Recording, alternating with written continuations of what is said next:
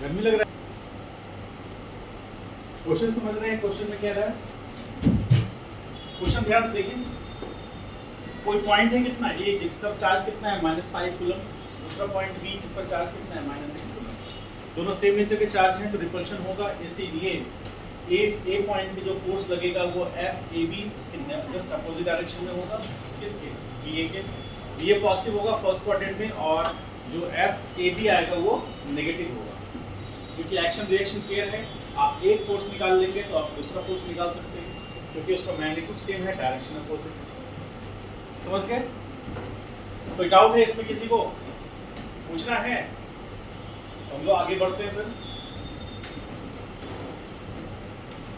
एक छोटा सा क्वेश्चन करते हैं जो आता है आपके बोर्ड एग्जाम में 1 नंबर में।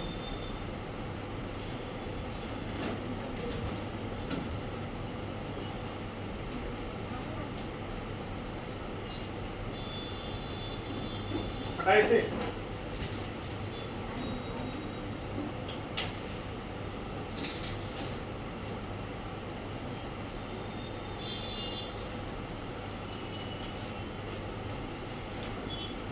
चलिए देखिए यहाँ पर एक बहुत अच्छा क्वेश्चन है, सब लोग यहाँ ध्यान से देखिए। एक स्क्वायर है, एक स्क्वायर जिसका साइड कितना है?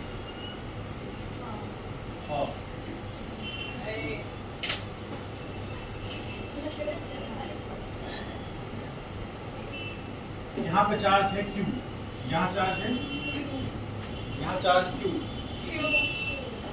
यहाँ चार्ज Q, यहाँ चार्ज Q। ठीक है, इस पॉइंट का नाम है A B।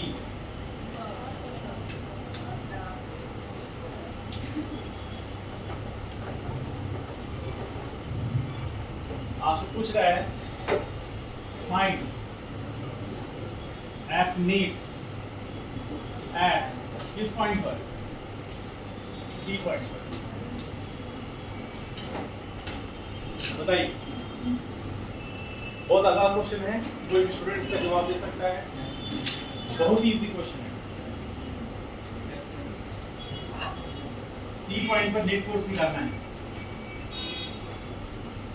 कई बार एग्जाम में आ चुका है, जब टीचर को मन नहीं लगता, एग्जामिनर को मन नहीं लगता तो यही क्वेश्चन दे देता है। चलिए सॉल्व करते हैं, सब लोग ध्यान से देखिए, सॉल्व करते हैं। इस पॉइंट पर हमको फोर्स निकालना है, तो ये चार्ज पॉजिटिव है, ये चार्ज, तो इस पर यहाँ रिपल्शन होगा। ये फोर्स कौन सा होगा? F इज इक्वल टू कितना होगा? K Q स्क्वायर बाई, होगा क्या ऐसा?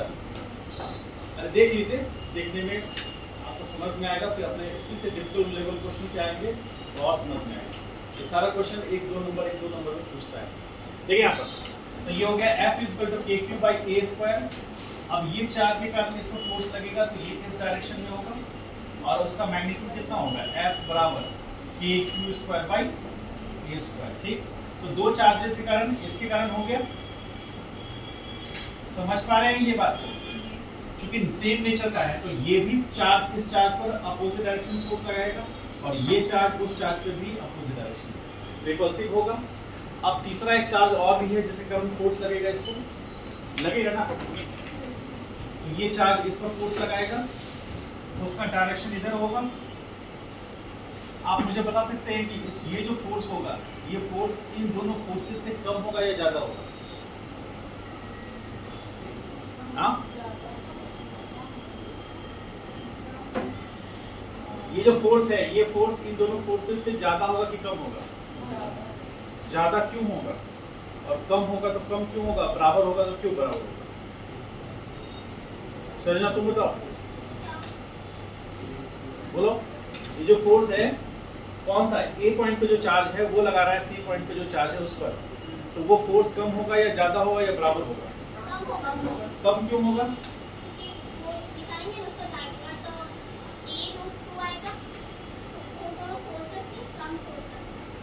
ए रूट 2 होने से वो कम फोर्स क्यों लगेगा?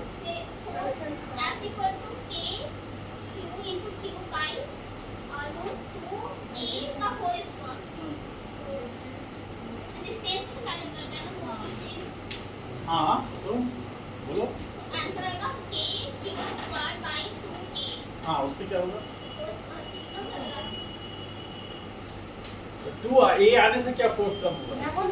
मान लीजिए कि Q square by A square को ई मान लिया, हाँ और इसको भी ई मान लिया, तो फिर ई बाय 4 रहेगा उसका डायरेक्ट। वो हम समझ गए। तुम बताओ। ठीक है, बैठो बैठो। फोर्स इनवर्सली प्रोपोर्शनल होता है ना डिस्टेंस में, डिस्टेंस बढ़ जाए तो फोर्स मिल जाएगा। हाँ बस।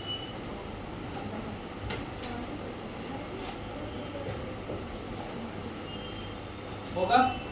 और यहाँ जो फोर्स होगा F बराबर के क्यू स्क्वायर तो ऊपर वही है, और यहाँ पर क्या होगा √2a का whole square.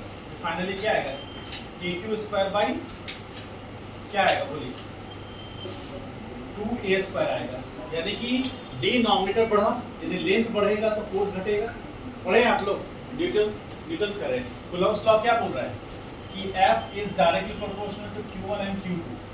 F is inversely proportional to क्या रहेगा सेपरेशन बिटवीन चार्जेस उनका स्क्वायर। ठीक है, तो जैसे जैसे सेपरेशन बढ़ेगा तो फोर्स का मैग्नीट्यूड कम होगा। तो ये जो फोर्स है कौन सा, ये जो चार्ज है ए पॉइंट पे जो चार्ज है वो, और ये सी पॉइंट पे जो चार्ज है, उनके बीच का सेपरेशन सबसे ज्यादा है किसके कंपेयर में, बी से सी के बीच में और बी से सी के बीच में। बी से सी के बीच में कितना डिस्टेंस है ए, और बी से सी के बीच में कितना डिस्टेंस है, अरे बोलो ए, और ए से सी के बीच का कितना डिस्टेंस है √2a। कैसे निकला बोलो अमरदीप, तुम बताओ। अमरदीप नहीं, क्या नाम, हर्षदेव, कोई भी नाम रख लो, दीप है ना, तो बताओ ये कैसे आया बोलो। डायगोनल वैल्यू कैसे आया, डायगोनल वैल्यू दिया हुआ था नहीं, बोलो बताओ।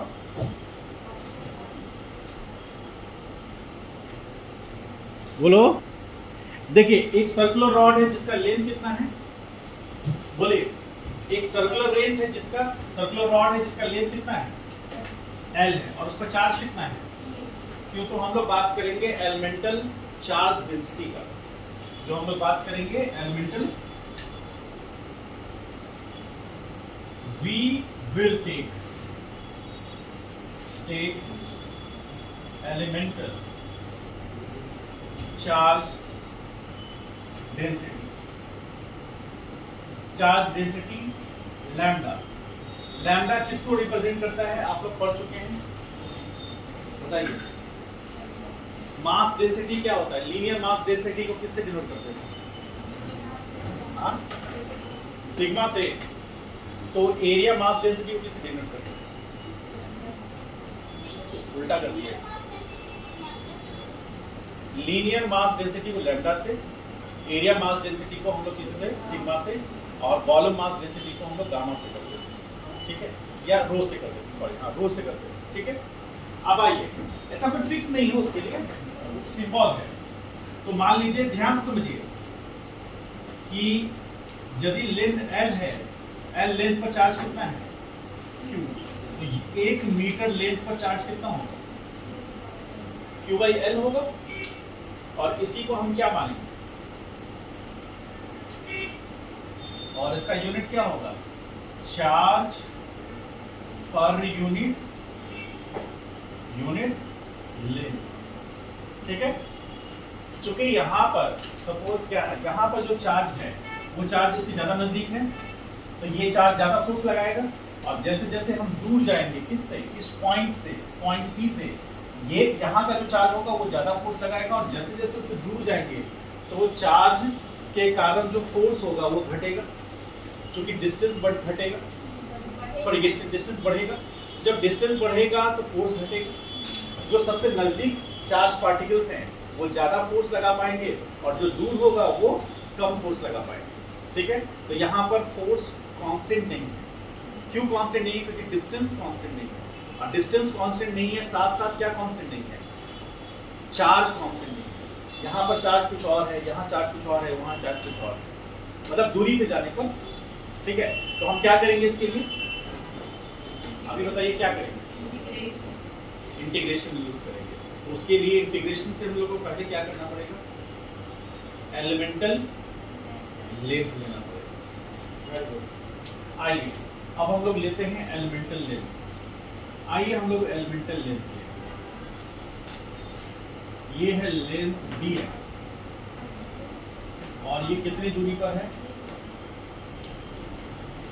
x। तो हम क्या मानेंगे,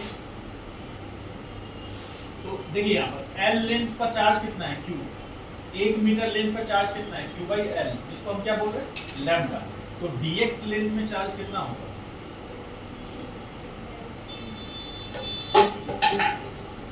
लैम्डा इंटू dx होगा। इसी को हम क्या बोलेंगे dq। याद कीजिए वो पल जिस पल में हम लोग मास के बारे में पढ़ रहे थे, dm mass is equal to lambda into dx। यहाँ पर मास की जगह क्या हो गया चार्ज, इसीलिए जो 11 के टॉपिक्स हैं वो पूरा यूज होंगे यहाँ पर, समझ गए। तो इतने छोटे से एलिमेंटल, इस एलिमेंटल लेंथ में जो हमारे पास चार्ज है उसको हम dq बोलते हैं और वो कितना है लैम्डा इंटू dx, ठीक है। अब इसके कारण जो इस पर फोर्स होगा, उस फोर्स चूंकि रिपल्सिव होगा, यहाँ पर भी प्लस क्यू चार्ज है और यहाँ भी प्लस क्यू चार्ज है, तो ये होगा फोर्स क्या df होगा। df कौन सा फोर्स होगा, small elemental force due to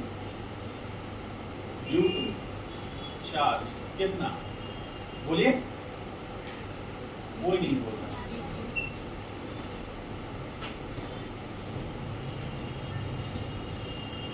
simple, इतना समझ में आया। अब इससे आगे हम लोग पढ़ रहे हैं, क्योंकि ये थोड़ा सा आपके लिए सिर दर्द है, यहाँ पर दर्द होगा यहाँ पर, इसीलिए धीरे धीरे चल रहा है, ठीक है। अब आइए हम, अब मेरा नैतिक डायरेक्टिव क्या है बोलिए। अब हम लोग का नैतिक डायरेक्टिव क्या है, df निकालना। तो df बराबर क्या होगा k dq। वेरी गुड, एक संजना ही कुछ अच्छी स्टूडेंट है। बाय डिस्टेंस क्या होगा, बाकी सब तो बहुत दिन बैठा रहता है, वो जवाब देती है। तो क्लास के बाद मिलना, तो वो अब स्पेशल कॉपी लाएगा खुद से बना कर। हाँ हम हार्ड कॉपी थोड़ा पीते हैं, उसके लिए पिलाएंगे उसको, लेकिन उसका दिमाग एकदम रिलैक्स हो जाता है। कभी हार्ड कॉफी पिए हैं आप, थोड़ा ज़्यादा हार्ड नहीं, मॉडरेट लेवल का हार्ड, तो आपका माइंड थोड़ा सा एक्टिवेट हो जाता है।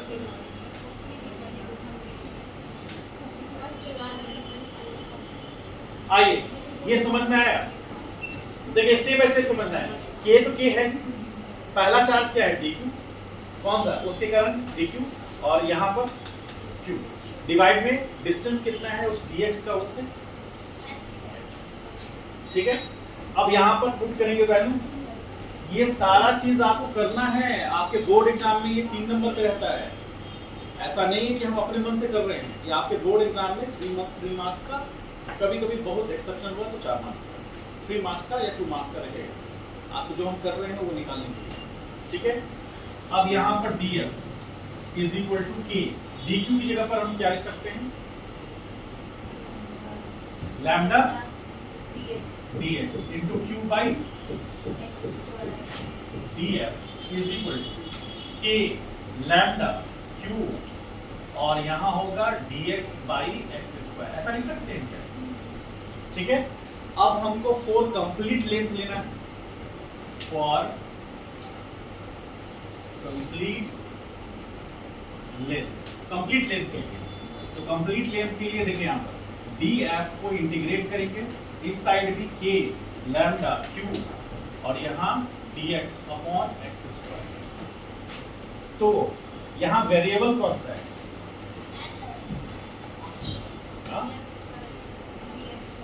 बेसिकली x वेरिएबल है ना, ऑपरेटर यहाँ dx है, क्योंकि इंटीग्रेशन के लिए हमको dx का जरूरत पड़ेगा, डिफरेंशिएशन के लिए d अपॉन dx का जरूरत पड़ेगा। तो यहाँ इंटीग्रेशन के लिए ऑपरेटर हमारा dx तैयार है, वेरिएबल कौन है उसके करस्पॉन्डिंग x। तो कांस्टेंट क्या है इसमें, k, तीनों कांस्टेंट है, जो कि ये पोजीशन के चेंज होने से चेंज नहीं करेगा। क्या नहीं चेंज करेगा? के कांस्टेंट है, वो चेंज नहीं करेगा पोजीशन के चेंज होने से। लैम्डा कांस्टेंट है, क्यों? क्योंकि ये डिपेंड किस पे कर रहा है? Q by L। तो वो रॉड का लेंथ हो गया और उसका टोटल चार्ज हो गया, ये वैरी कर ही नहीं रहा है, ये तो कांस्टेंट है। अब इसके बाद बच गया क्या? dx, Q तो कांस्टेंट है ही, dx क्योंकि ऑपरेटर है, क्योंकि x चेंज करेगा। x कहां से कहां चेंज करेगा?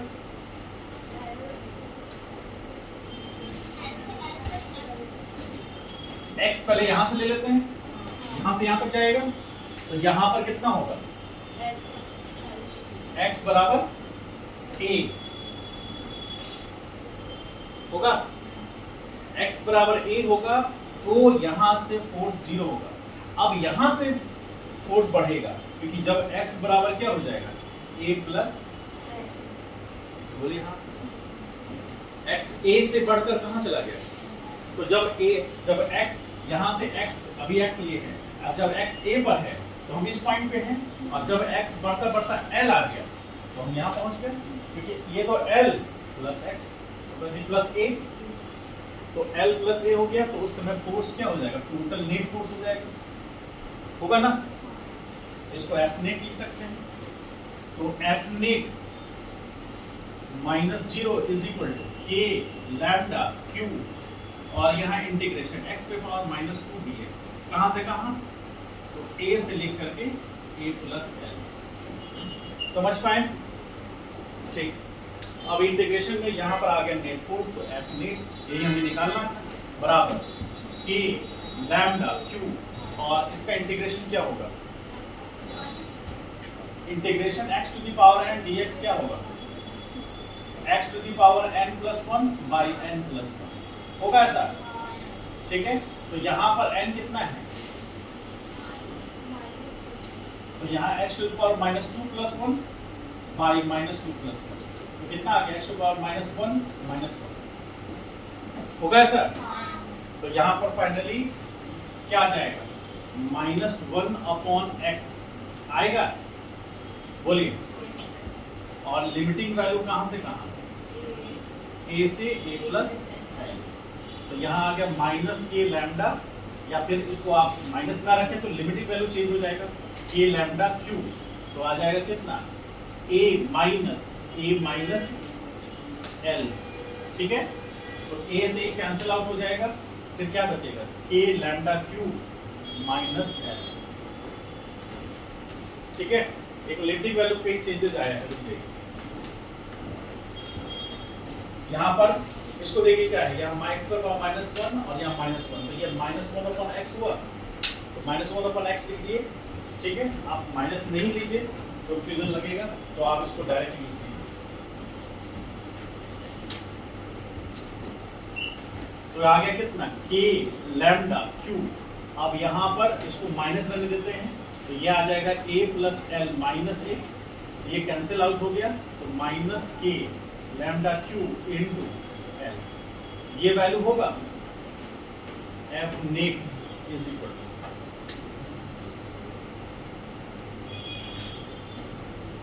समझ पाए हैं? बोलिए कैसे आया? माइनस को यहाँ बाहर रख दिए, upper limit a plus l minus lower limit put कर दिए, l बचा यहाँ से माइनस a लैम्डा q। समझ पाए? क्लियर है ये क्या? सॉरी हाँ बेटा, x यहाँ पर लिख देते हैं, देखिए हम, तो F net is equal to, यहाँ पर आगे कितना? Minus k lambda q, upper limit कितना है? 1 upon a plus l minus 1 upon a, ठीक है? तो माइनस k लैम्डा q। अब यहाँ पर एलसीएम लेंगे, हम ले सकते हैं एलसीएम, या फिर ऐसा भी छोड़ सकते हैं, कोई दिक्कत नहीं, ऐसा भी छोड़ सकते हैं, कोई दिक्कत नहीं। ये आ गया आंसर इसका। अब माइनस ले लेंगे तो यहाँ F नेट बराबर क्या लिख देंगे? k लैम्डा q डिवीजन में 1 upon a minus 1 upon a plus l, ये ले सकते हैं, माइनस हटा के। चलिए इसको लिख लीजिए फाइनल वैल्यू, इसको हटा दें।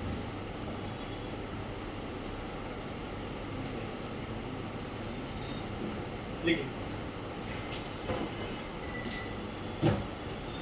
तो ये इतना फाइनल नेट फोर्स होगा।